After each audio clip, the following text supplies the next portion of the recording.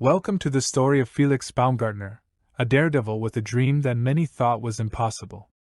Baumgartner spent 6 long years preparing for a jump that would take him to the very edge of the world. His journey began with a project that was initially expected to take only 2 years, but instead took many more.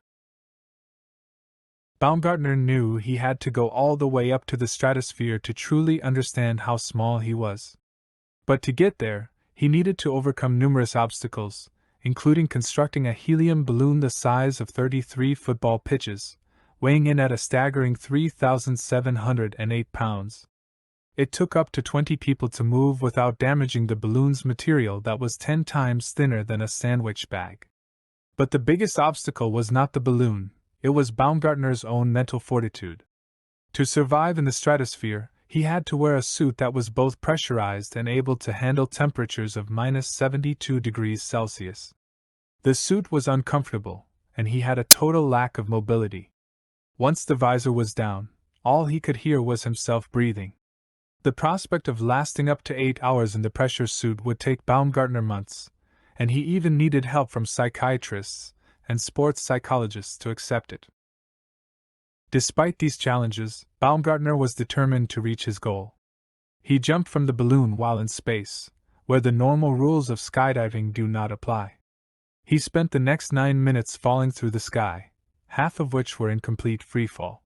But that wasn't the most terrifying part.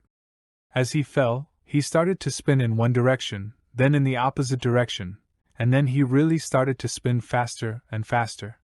This was a very alarming moment because there was no protocol. Baumgartner was spinning out of control, and his skills did not work. He eventually passed through the Armstrong line, where the air becomes thicker, and was able to stabilize himself and started to enjoy his skydive. Once he opened his parachute and his visor, he was finally reconnected to the outside world. And that was a very happy moment. But the real moment of truth came later. The only thing that Baumgartner didn't know when he landed was whether he broke the speed of sound, the ultimate goal of his jump. He had absolutely no indication of how fast he was actually going.